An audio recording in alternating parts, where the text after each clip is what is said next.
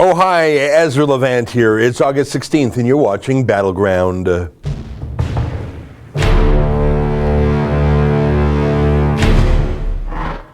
Hey everybody, how are you? What a week it's been in the news. And the rebel is spreading our wings, not just coast to coast in North America, but overseas as well. We've got a few stories for you today. You know what I do every Friday when I can. Occasionally I'm out of town, but when I can, I host this 1 hour live chat. Google calls it a super chat. I try and live up to that, but I often fall short. I mean, come on, talk about raising expectations. A super chat. Let's call it a pretty good chat, okay? What that actually means is you see the little comments box on the right-hand side of the screen there.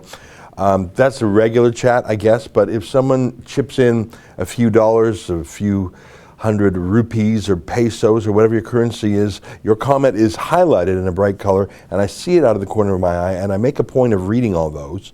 And if there's questions in them, I do my best to answer them.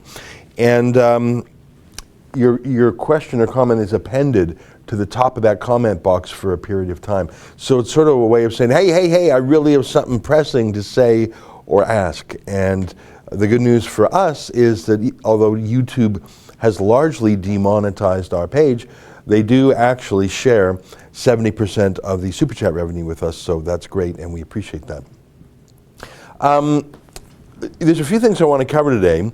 My colleague Jessica Svetanevsky was in the United Kingdom yesterday and today. She went to visit Tommy Robinson in prison. I've gone twice, but I was unable to go yesterday, so Jessica went in my stead. Now, we were a little bit nervous because just before she left Toronto, we received word that the prison canceled her visit. And we were very worried and alarmed and nervous. What would that mean? Why would they do that? They claimed that the entire prison's visits were shut down, but I was skeptical of that. So we sent Jessica to the prison yesterday anyways at the appointed hour at which she was registered. And indeed, all prison visits had been canceled. Apparently it might have been some unrest in the prison or something to that effect. But we pressed the prison, and they actually, to my pleasant surprise, made special accommodation for Jessica to visit Tommy this morning at an hour and on a day that no prison visits are usually held. And like I said, other prison visits. So I will acknowledge that the reason for canceling yesterday's visit was in fact true. All visits had been canceled. And I do acknowledge that Jessica was admitted to prison on a special, exceptional basis by the governor. I must acknowledge that. We sent Jessica in with a chaperone, and I'm not afraid to use that word because you just don't send a pretty young girl into a prison with a man who's been alone for a month, because even if nothing happens, rumors will fly. So, and we certainly want to be respectful not only of Jessica and Tommy, but of course of Tommy's wife, Jenna. So we sent in a chaperone, not that I don't trust either of them, but it's really for perception purposes. So we sent in a chaperone too. That's how it works. That's the real world. And I spoke to both Jessica and the friend who went in as well, and they both confirmed. I didn't speak to Jessica by phone, but I have had some emails with her, and I watched her 45-minute video, which you can see elsewhere on our site. And my other friendly acquaintance who went in confirmed that Tommy as well. And actually, I will tell you a little bit of good news. You might recall that a week ago when I went to visit Tommy, I was startled to learn that he had not received any mail other than on his first day in prison. That doesn't make any sense. Hundreds of people have written him letters, send him stuff, but other than his first day in prison, he got none of it. So he was in for a month and he didn't get any mail. And the prison's excuse was absurd. They said, counterterrorism officers have to go through it all. Well, first of all, I don't really believe that. But even if we accept that excuse on its own terms, why does it take a month to review a letter? Look at the letter. It's probably from a friendly British grandma saying, "Stand strong, Tommy," and, probably written on flowery paper and, in beautiful old-fashioned cursive handwriting that's not even taught anymore. You really need counterterrorism officers. You're taking them off everything less important. Like there's 23,000 jihadis walking the streets of the United Kingdom, according to the UK's own security services. You have 23,000 actual jihadists, including 3,000 who were apparently watched around the clock. And you're taking counterterrorism officers off that less important beat to review the letters from nice British grandmas who were saying, hey, Tommy, stand strong. So I don't believe it. And even if they were doing that, okay, so how about, can you do a letter, can you read a letter in 5 minutes or 10 minutes? So maybe can you get a few or even a few dozen a day? They didn't do any for a month, but we raised a little bit of a fuss about that.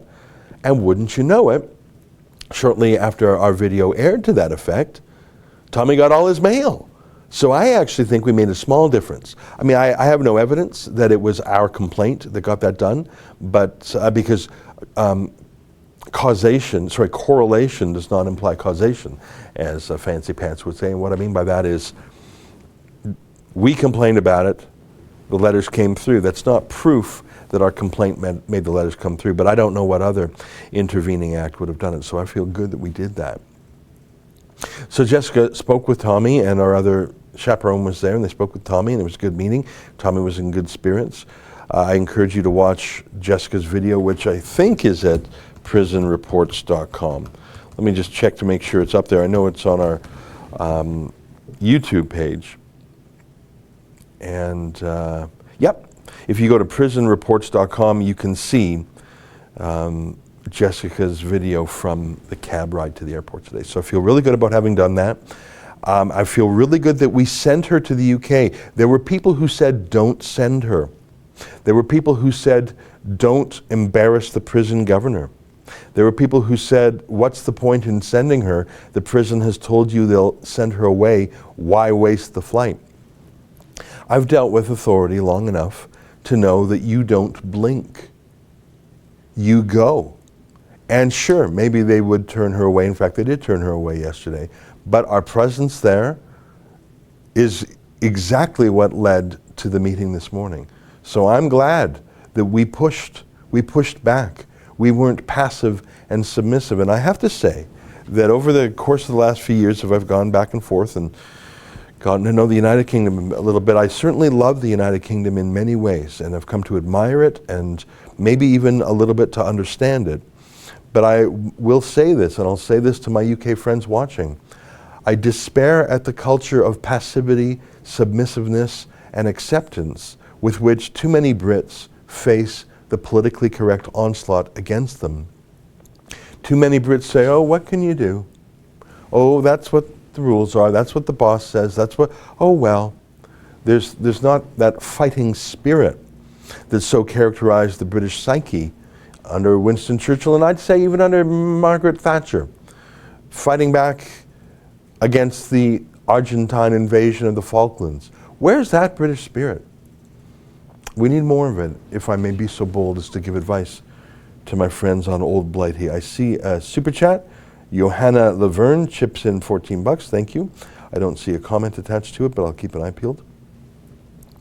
So let me tell you, though, there was one piece of troubling news that Jessica did bring from prison, and I have started to make private inquiries about it.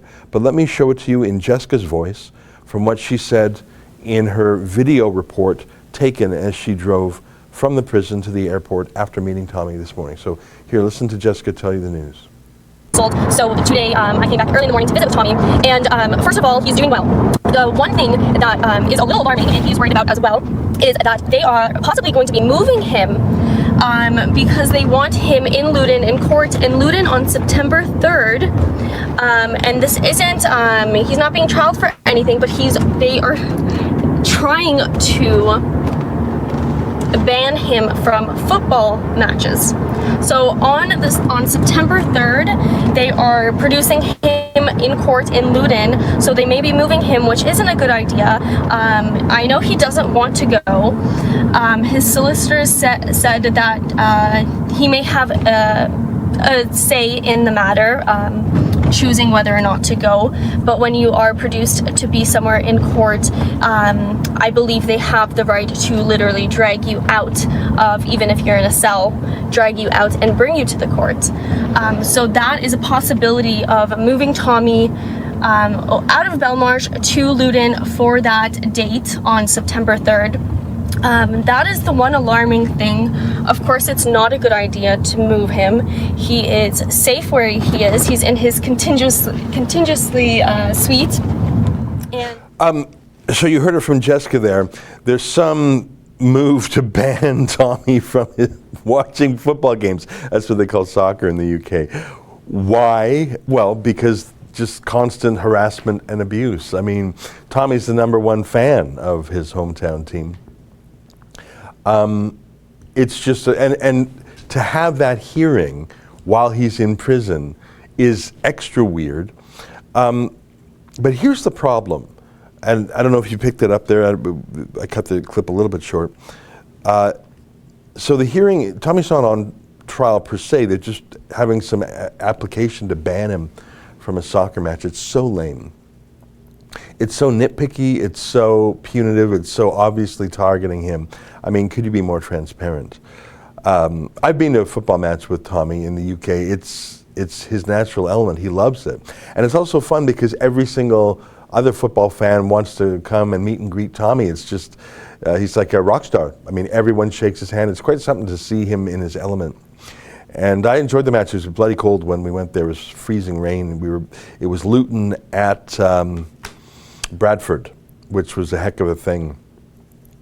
But the problem is to move Tommy, to take him to court in Luton means, if I understand correctly, and I'm making inquiries, that they would have to take Tommy out of his safe contingency suites, prison within a prison, in Belmarsh, and move him to a more normal prison near Luton. And of course, if you know anything about Luton, you know that a normal prison means a Muslim prison.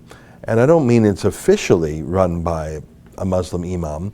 It still has the letters HMP in front of it, Her Majesty's Prison. But of course, de facto, the prisons in the UK are halal. Prayers 5 times a day, halal food, compliant with Sharia law. That's not an allegation or an insult, that's an observation, that's how they are. And they're dominated by Muslim prison gangs. Now, there's always gangs in prisons, in America and Canada too. But in the UK, the biggest, toughest prison gangs are the Muslim gangs, often populated including by terrorists. And people often convert to Islam in prison specifically to be protected by the gangs rather than attacked by the gangs.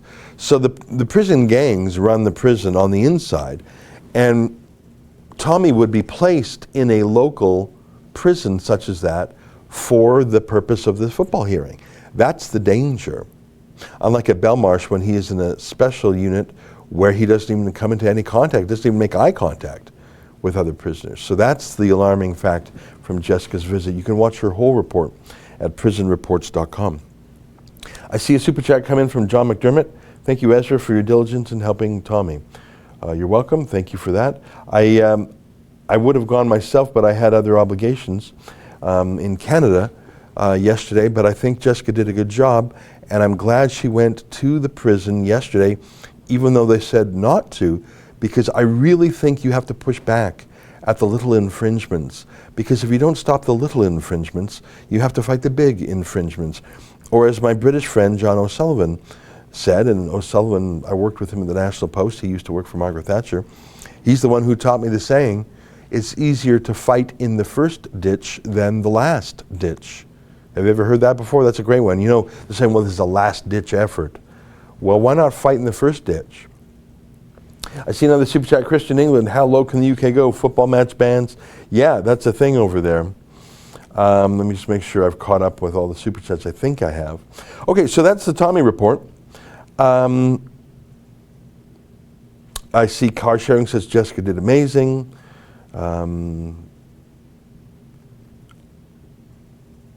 Lots of friendly comments in there.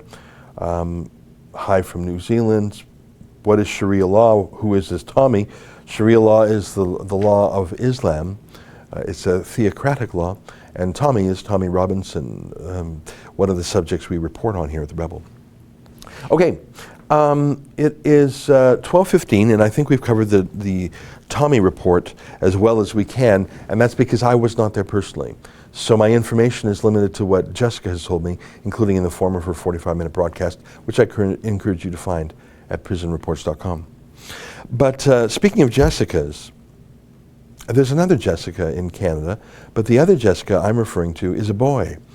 Not really a boy, a man. Not quite a man, though. His name is Jessica Yaniv. He was born Jonathan Yaniv. His mother is Miriam Yaniv, and they are perhaps the strangest family I have ever encountered. And I say that as someone who's a little bit eccentric myself. I don't mind eccentricity. In fact, I think in this age of homogeneity and vanilla everything and a narrowed bandwidth of conversation, I rather like eccentricity these days. But these folks, in my view, are predators. And you might have heard the news, because it has indeed made global news, that Jonathan Yaniv, presenting himself as Jessica Yaniv, pretending to be a woman, and I say pretending because he's still got his twig and berries. He's still got his peas and carrot. He's still got his meat and two veg. He's still got his wedding tackle. He's still got his plumbing. So he says he's a girl, he wears a dress, but he's got a boy's plumbing. And he calls up estheticians in the Vancouver area who wax women and their lady parts. And he books an appointment in the name of Jessica Yaniv. And often these estheticians work out of their own home. These are young women who, you know, they make, I don't know how much they charge for this service, $20, $50, $100, I have no clue. But this is how they make a living, and they often do this in their own home, and they often do this by themselves, right? They're not in a store with other people. So this big 250-pound man comes to the door and says, I'm Jessica, shave my gear, wax my gear. And they're stunned because a Jessica signed up, but this fella shows up, and he doesn't have a female genitals. I'm sorry to talk about these things, but that's what we're talking about. And they say, sorry, I don't want to do that. Sorry, I don't feel comfortable doing that. Sorry, I have a moral opposition to doing that. Sorry, I'm not trained for that. Sorry, I don't know how to do that. Sorry, you tricked me. Whatever they say.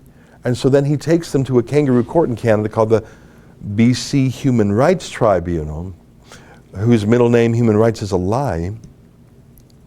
And of course, there are places in Vancouver where a fella can get waxed if that's his thing. If he wants what's called a Brazilian. And I'm sorry that I said that word, but that's what they call it. But he doesn't go there because his whole shtick is saying, I'm a girl because I say I'm a girl, and even though I'm biologically a guy, I'm going to say I'm a girl, and I want other girls to have to touch me, which I think is a pretty transparent ploy, because as a fella, I don't think he got a lot of action. And the thing is, he didn't just do this once or twice or 3 times or 5 times or 10 times. He did this, I think, 14 times, or at least those are the times we know about. And he took all of these women to the BC Human Rights Tribunal, abusing them financially on top of emotionally. I think it's emotionally abusive for a 250-pound man to come to your door and say, wax this. I think that's super gross. And I think he knew it was super gross, which is why he put a publication ban on it. He did not have the power to put a publication ban on it, but he managed to convince the kangaroo court to do so until quite recently. So this all came to light when the publication ban was finally removed. And we at the Rebel have done some pretty good journalism on this, if I may say so myself. I haven't done a lot of work on the file, but Sheila Gunn-Reid has done videos on it, and we've sent 3 of our reporters on the ground there. Kian Bexty, David Menzies, and Jessica Svetanevsky, who you just saw from the UK. So I guess we put 4 reporters on the file because it's a crazy story and it's not being properly covered. I see there's a couple of super chats. I'm just going to read those, and then I'm going to come back in 1 second with my Jessica Yaniv video clips, because you are not going to want to miss this. We put up a new video of David accosting Jessica, Yaniv, and his mum yesterday. And it's an amazing, amazing video that has received almost 1/3 views in, well, it hasn't even been 24 hours. That video, it's going truly viral because it's so shocking. So wait a second, let me just read a couple super chats. Exalted Exile. The polls for October's election are very close. I like Bernier's platform, but I'm inclined to vote Conservative strategically. Do you think it's likely the split vote will cost Scheer any seats? Well, that is certainly the chief criticism of Maxime Bernier, and it's my sole criticism of him, is that what he's doing is a form of splitism, and it could theoretically hand close ridings to the Liberals. That is one possible outcome. The other is that Maxime Bernier could cause Andrew Scheer to grow a spine and become tougher and more conservative and better, thus improving his chances. I don't know the answer. I suppose it partly depends on the riding you're in. One more super chat. Proud Boys Calgary, 699. Griftica Yaniv assaulted Menzies. He and his ma wouldn't last 1 minute versus anyone who actually meant them harm. Disgusting behavior. Yeah, it was quite incredible. I see Proud Boys says, y'all going to press private charges. Well, I'm not quite ready to tell you our plans yet, not because I want to withhold it from you, but because we're still ironing those plans out. But as you know, we have a reputation and a history for defending our journalists when they are under any form of attack, be it a legal prosecution, like the censorship attack on Sheila Gunn-Reid, or physical altercations. We have sued in civil court and reported people to police before. Right now we have 2 civil suits pending against people who put hands on our reporters. So we will do that. I just don't want to give you the details of it now. Aaron Smith chips in $5. CBC not talking about Trudeau blocking a funeral procession or motorcade accident yesterday in Fredericton, instead brag about buying votes for $11.4 million. Isn't that something? I can assure you that if it had been Stephen Harper or Doug Ford or Donald Trump whose motorcade caused those problems, the CBC would lead the news with it. One more super chat, MVP. It may take Jessica winning before all this trans madness is scrutinized. All right. Well, just to be clear, the Jessica we're talking about now is not our own Jessica, but Jessica Yaniv. And without further ado, let me show you some excerpts from this video we put up yesterday that has just, in fact, I have the statistics page open here because it's quite a wonder. Let me just refresh it. Now I'm looking at my dashboard, so I'm logged in and I can see 330,000 views, whereas if you look at it publicly, it only shows 297,000, but the dashboard, the user dashboard, shows we've hit 1/3 views now. That is a lot of views in less than half a day. For us, it's a lot of views because YouTube throttles us, so you know this is going wild. Here, let me show you what everyone's. Now, there's going to be some swearing, but I think everyone watching this has heard swears before. If you don't like hearing swears, turn your volume down. But this is our David Menzies accosting that family of grifters, the Yanivs. Oh, hey, Jonathan Yaniv. Sorry? Jonathan Yaniv, right? How are you? I'm David Menzies from The Rebel. I noticed... Can you just leave me alone, please? Yeah, are you faking being disabled as much as you're faking being a woman? Can you leave me alone? Were you sexually molested as a child? Leave me alone. Oh, all of a sudden you're breaking into a truck. I thought you needed a mobility scooter. Jonathan, why do you go after immigrants? Go away, now, or you will be smacked. Go away, now. Oh, is that right? Go away. You're gonna assault me? Go away. Huh? Go away. Why do you go after Go immigrant away. women? Is it because you're a bully? They don't know how to game the system like Go you? away. Go away. Go. Go. You're on private property now. This is This a is my common area. property too. Go away. This is your property too? Go away. So tell me, Leave. why is it that you're going after immigrant women? Leave me in. Let me in. He moves pretty fast when he wants to. There's a guy who's in a mobility scooter and getting the handicap bus to take him around town.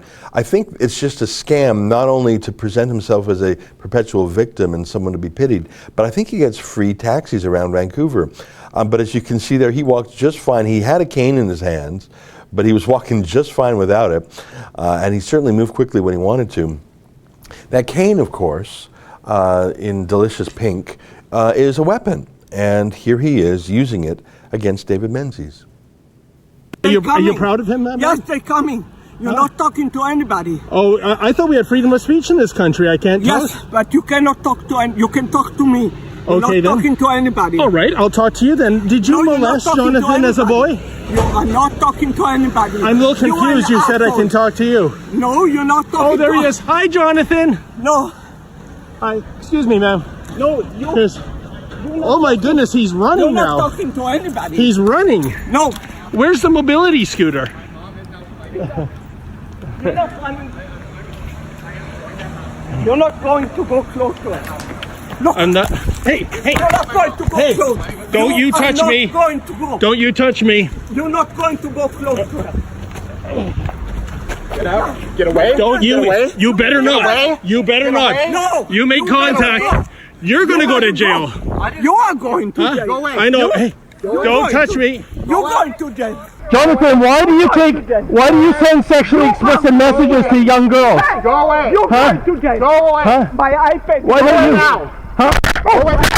Go away. Go away. That's assault. Go away. You just smashed your cane over my head. Go away. No, that's you. Go away. I did not. Go away. Huh? Now you're Go touching. away. Look at this.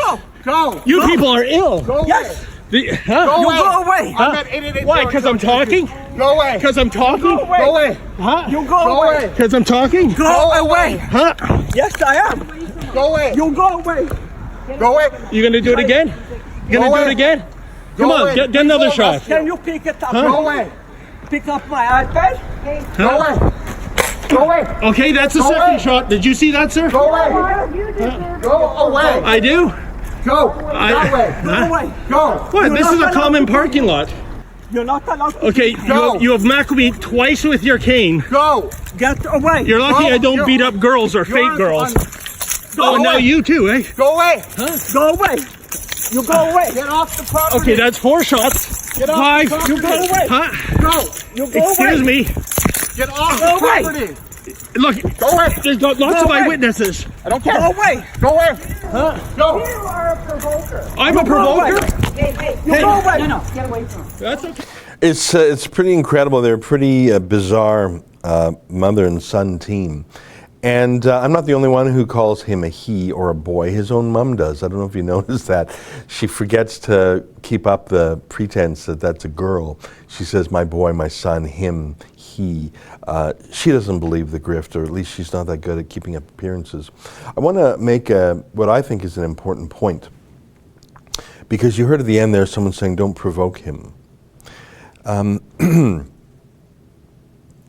Let me point out a few things about what David did and what he didn't do there. David did not swear. He did not insult. He asked some provocative questions like, were you molested as a child?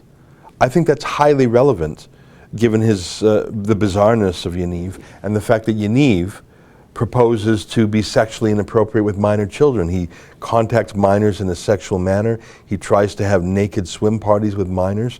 I think it's a relevant question. It's a legitimate question. It's a public interest question. The Yanivs are public people for the reasons I've outlined and other reasons. He certainly is a political activist. He's active in social media. So if someone is a public person who thrusts themselves into the public eye, takes extremely controversial positions, frankly is a real bully towards weaker people like immigrant women who don't really know the law and the system and just want to do aesthetics from their own home, it is absolutely legitimate to hold them to account with genuine public accountability questions. David Menzies did not block anybody. He did not physically touch anybody. In fact, he showed remarkable restraint when he was being hit repeatedly. In fact, he was incredibly polite. I actually don't know anyone else in my life that I've ever met who would be as polite and restrained as Menzies was in that altercation. Menzies did not go into the buildings. He did not, frankly, chase them in a meaningful way other than walking alongside them when they came back out of the building to engage with him. It was an incredible interaction. And it looks bizarre, but if you separate the questions from the reaction, you can see the bizarreness is on the Yaniv side.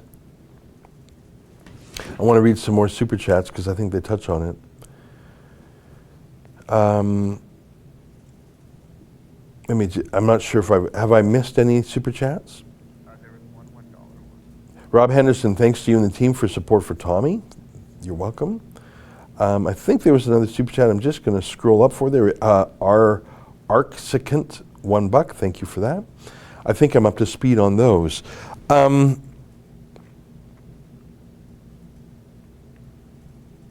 think we've. You know what? I think we've covered the Yaniv thing. Are there any other interactions on Yaniv that you think might be interesting? Not from Did we upload the Blair White thing yet? Is that public yet? That's coming today. Okay. Well, I should tell you that Cian Bexty. Why don't we find Cian's car altercation? Can we get that one too? Thank you. So I mentioned that I think 4 of our reporters have now. So Jessica Svitanowski did a rather lengthy expose of Yaniv, about 20 minutes. I recommend it. You saw David. Sheila did a video. And Cian went down there once or twice, I can't remember. And Cian, once it was, so Cian went, and I want you to note this. Cian asked one question before they went cuckoo. And his question wasn't even a substantive question. His question was, can I ask you a question?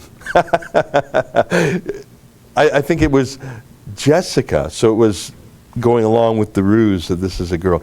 Jessica, can I ask you a few questions? And based on that, holy macaroni. Here, take a look, and then I'll tell you, and I see some super chats coming in, I'll get to those in a minute, but just take a look at this. This is Cian. So you saw David, we had our Jessica out there, and then here's Cian. Take a look. Do you have any? Go away! Do you have any weapons on you? Go away! Hey, don't touch Go me! away! Don't touch You're on me! my Yo, go away!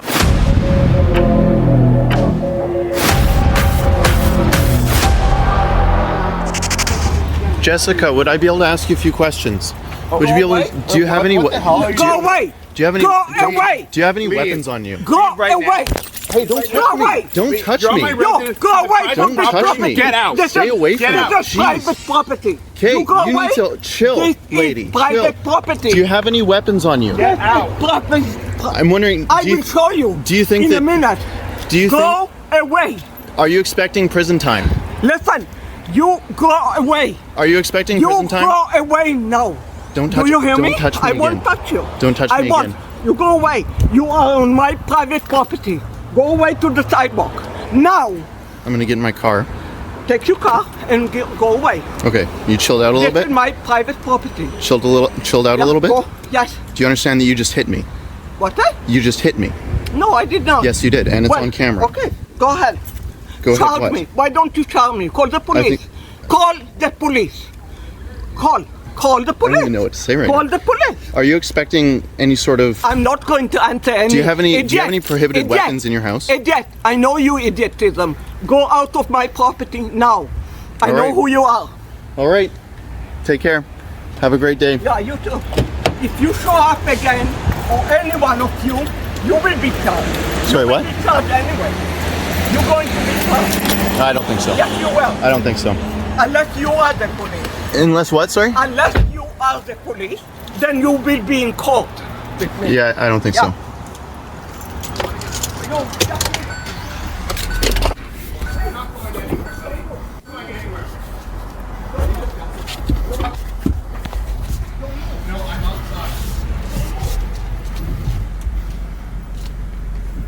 You- Why won't you let me leave? This is illegal. You have to let me leave. Yeah, I'm here. Yeah, I can't. That is what I'm not blocking your driveway.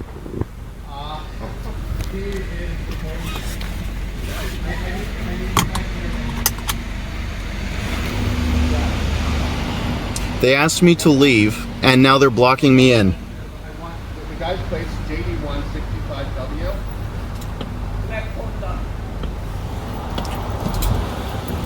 Are you expecting prison? Are you expecting prison time? I am. That's what I'm doing right now. And he just drove his car. Yeah, he's crazy. The guy's nuts. What the hell are you doing? Can you let me out? Yeah. Because he's trying to run me over. This guy's trying to run me over right now. Who the hell are you? Hey, just a quick note. The question about prison time refers to the fact that Yaniv had in his possession a restricted weapon in Canada, a taser. You're not allowed to have tasers in Canada. They're actually regulated in a manner similar to firearms. And he brandished one on a live chat online, and I think police raided his house over it. He also had pepper spray, which is also a restricted weapon in Canada unless you use it specifically for bears or dogs when you're hiking or jogging or something. He, in fact, took it into a court building and threatened to spray someone. So that's what the reference to doing time was. But you see the grift underneath it all. So Kean said, "Can I ask you some questions?" They went absolutely ape.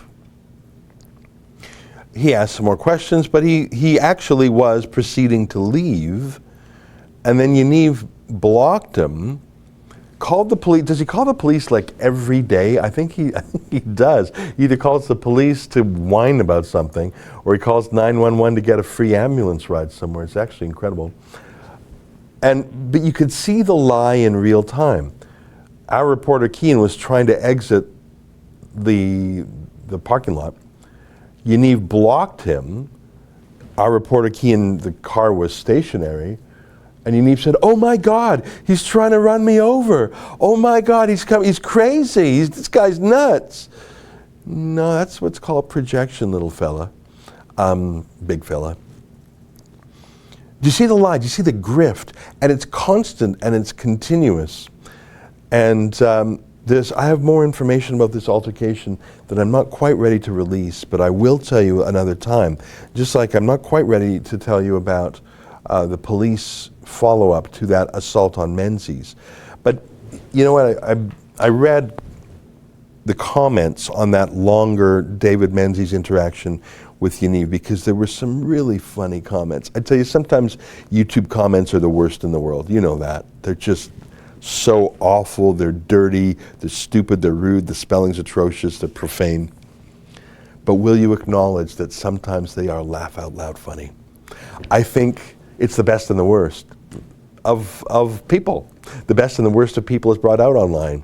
And so why shouldn't it be the case with YouTube comments? Oh my God, there's some really, really funny comments under that big Menzies Yaniv video. A lot of South Park jokes.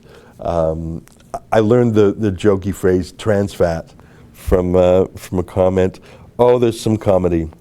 But the number one refrain from the YouTube comments was, the rebel has to press charges against Yaniv for assault.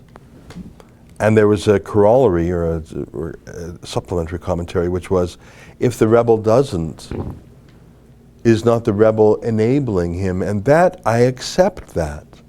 Because it's one thing for a new Canadian immigrant, probably a young woman from the Philippines or China, comes to Canada, maybe doesn't have great English skills, probably doesn't have a skilled trade or whatever, wants to make a few bucks. Okay, so what's she going to do?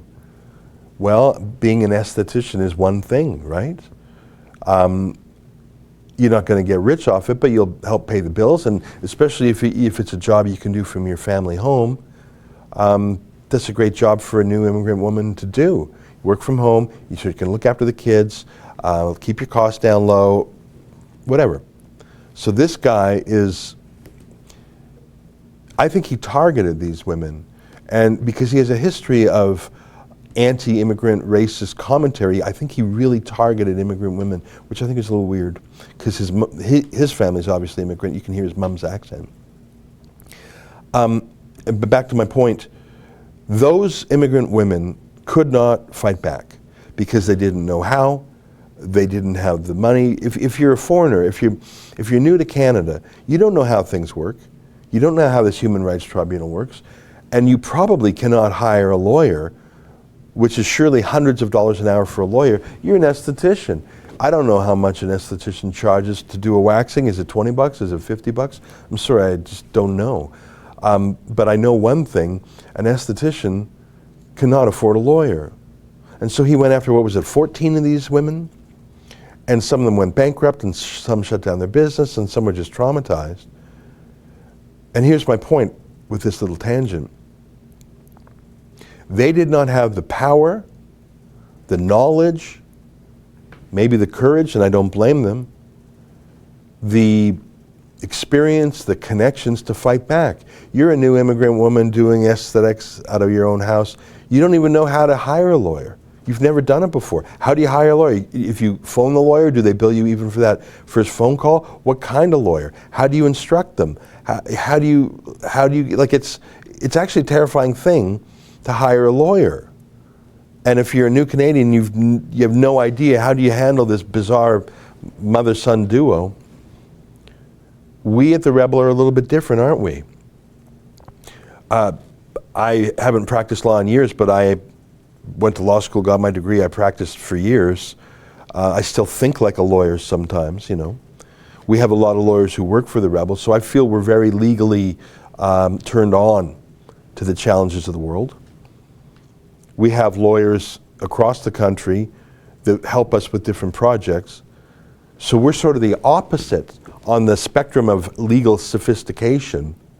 You have these new immigrant women estheticians who are scared of lawyers, because lawyers actually mean one thing, big costs, right?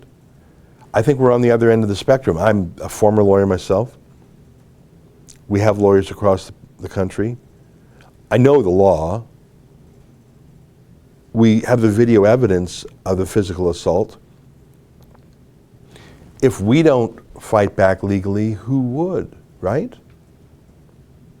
So I will accept, I'm not going to say the criticism, because look, this only happened a few days ago, and we're all very busy, and David Menzies has been traveling. I haven't even had a chance to talk to him. He's actually not even in town today. So give us a couple days to get our ducks in a row. But I accept the firm advice from our YouTube community that we have a moral obligation, maybe a legal obligation, I don't know if I'd go that far. Certainly we have a loyalty obligation to David, who was there on our behalf. There are many reasons why we should pursue a legal response. Not for what they did to Kean. They didn't hurt him, they just threatened him, and I'm not sure if they bumped his car or something. I don't know, I think he bumped something on the side of the road. Like, there was no contact there. So that little altercation with Kean was nothing. They had an altercation. Can you call up the altercation with our Jessica? They had another altercation with Jessica S. of our team, but they just swore at her, and the mom did the double-fisted swear thing, which she does. But this thing with David was out-and-out assault with a weapon, by the way. That's assault with a weapon. And it was repeated, and it was brazen. And I have to say, David was so incredibly restrained. So this is all a very long way of saying, I do believe we have a moral obligation to push back. It is not my first choice, because I would rather do journalism here. I would rather do reporting than lawyering, because lawyering is very costly. But perhaps it's our duty. Here, I want to just show you the interaction. Our producer Justin has it ready. Here's the interaction between our Jessica S. and fake Jessica Y. Take a look. Sticking around after the event was over to ask him some more questions. When he was caught by surprise, that's when all hell broke loose. He dropped his victimhood mask and his mother lost her cool. They believe that you're using your transgender identity. Police assistance again, please, at 970 Homer. I have. Are you calling the police? We agreed to do an interview. Yeah, but I can you just stop following me, please? I just had a couple other questions for you. Excuse me, why are you enabling Jessica to... Do you think it's appropriate to have a topless swim party with kids? Okay? Don't. You're not allowed to arrest me. Excuse me. Hey! Call the police. Excuse me. Call the police. Call the police. Now. Call the police. Listen, I don't want you to get upset. Call the police.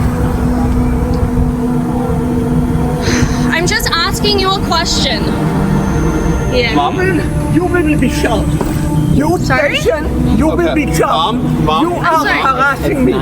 You No, are I'm not harassing you. I'm just asking you a question. Okay, we see you in court. Okay, let's really get in here. Is there a really helpful?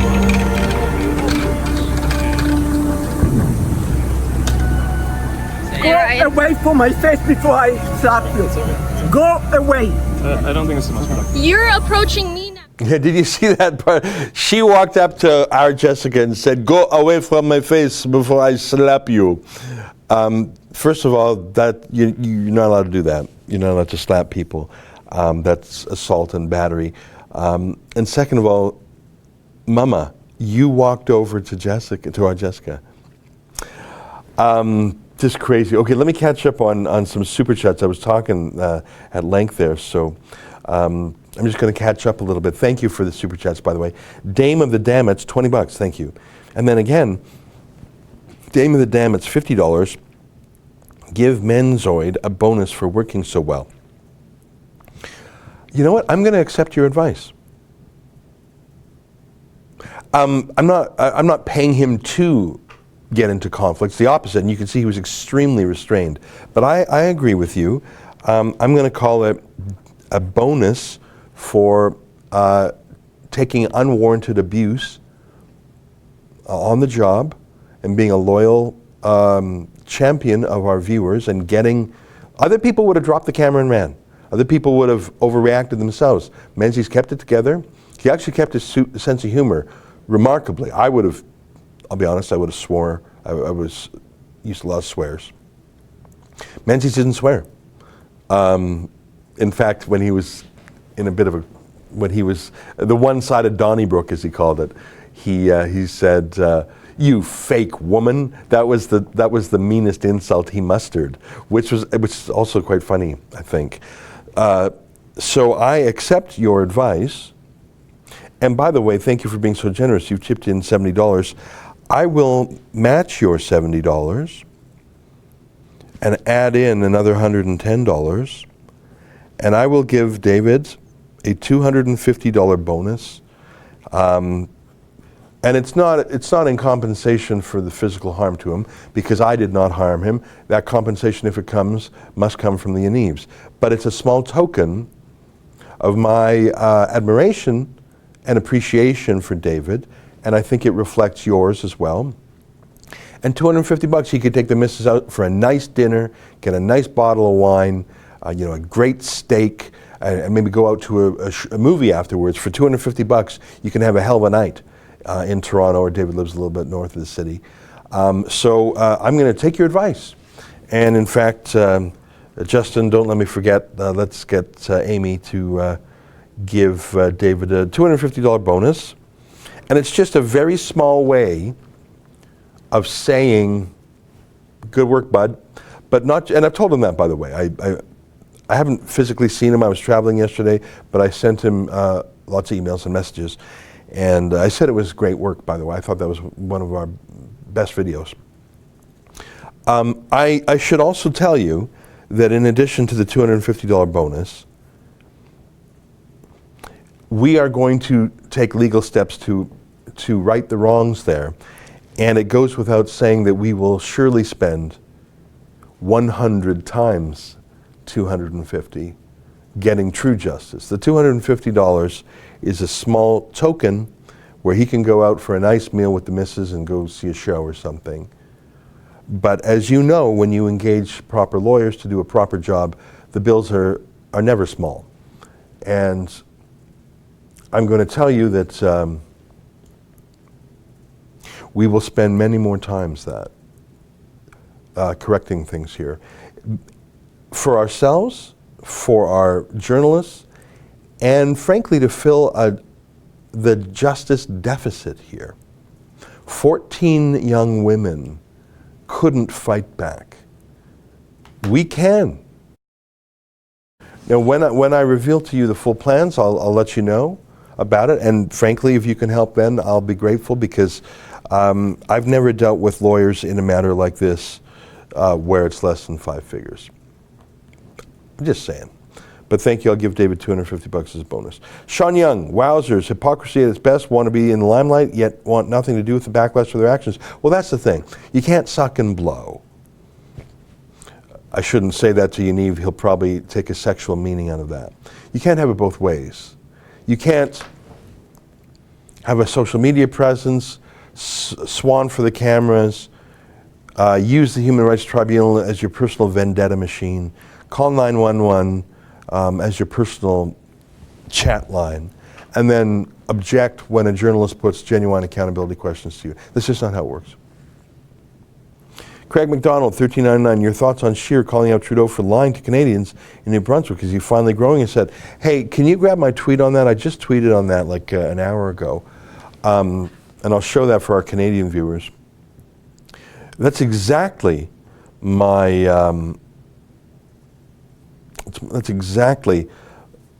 thoughts too. When I saw Andrew Scheer accosting Justin Trudeau and actually saying something firm to him, and Trudeau blinking, I thought, oh my God. I think I tweeted it in the last hour or so. It's just a vid from the Conservative Party Twitter account. They were together at some public event. I think I tweeted it. Anyway, if you can find it, get it. It's not urgent. It's 12:52. Let me go back to the super chats, because I want to make sure I'm up to date with those. I got so many windows open here. You know what it's like. I'm going to have to open up a new window. I've actually lost it. Thanks for your patience. All right, well, let's take some more questions. It's 12:52. If I can find that Andrew Scheer vid, I'll show it to you. Okay, we found it, so we'll play it quickly, and I'll have a quick comment, and we'll get back to the other stuff. Here, take a look.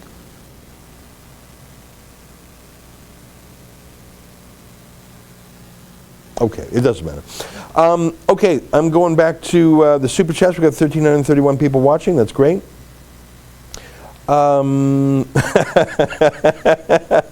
Steve S., it puts the lotion in the basket. There are so many crazy comments. If you want to, it's hard to believe this website's free. Am I right?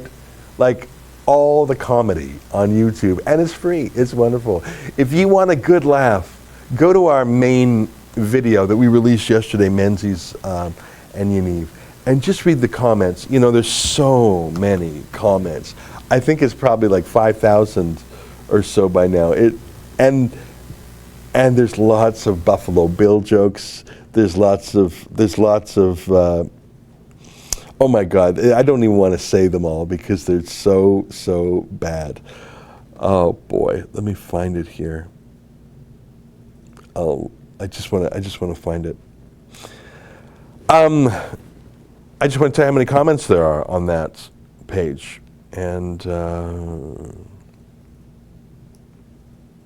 sorry, I'm going slowly here. Oh, we got it on the screen there. Okay, so what's the numbers there? Let me squint my eyes. So we've got over 300,000 views, 9,600 comments. There we go. Okay, sorry, it took me a while to find it. We got so many videos of the Rebel. That's one of the crazy things. We put up like 5-10 videos a day. Okay, so I'm just going to read a few of these comments, and I know you can do it too, but there's we have 9,613 comments in less than a day. That's nuts. 23,000 likes on this video. Only 328 downvotes. Can I read some of the top comments to you? I know you can do it yourself, but we've got 6 minutes left, so why not, right? If there's some super chats, Justin, just tell me if any super chats come in, because I'm on a different page on my website now. The number one comment is from Rainbow Lollipop. As someone who spent 2 years in a wheelchair after I broke my back from an accident and left me unable to walk, this man abusing public disability services just enrages me. His only disability is his brain, and that has 552 likes. Isn't that a great point? And that is a point that David makes very well. In fact, the third point, the third biggest comment by Heathen Wolf, sent this footage to the Canadian disability people. I'm sure they'll be very interested.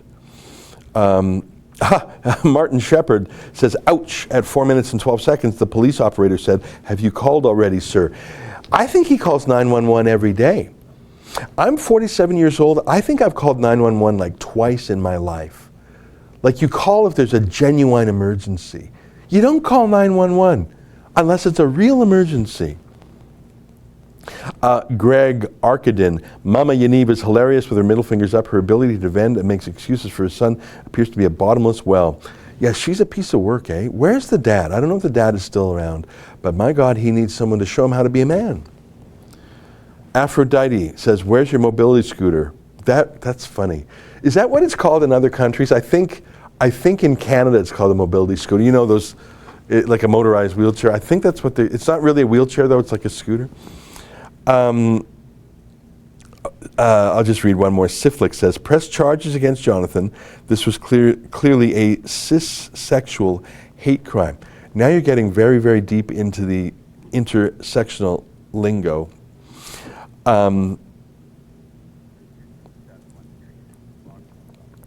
Okay, Super Chat, PHP 50.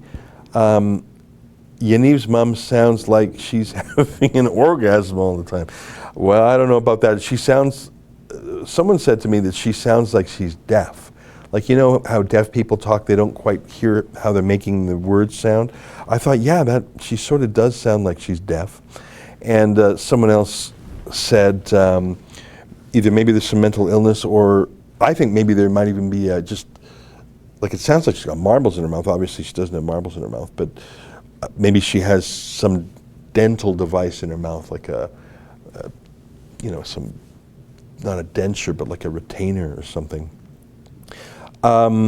Michael says, true investigative journalism. Thanks for traveling to the UK to keep watch over Tommy Robinson's health and welfare, also for shining a light on Jonathan Yaniv. Well, thanks very much. Yeah, you know what? We really covered a lot of geography. David was actually in New York yesterday covering an event, a speech by Pamela Geller. Jessica Svetanowski was in London at Belmarsh Prison. Before that, David was in Vancouver covering Yaniv.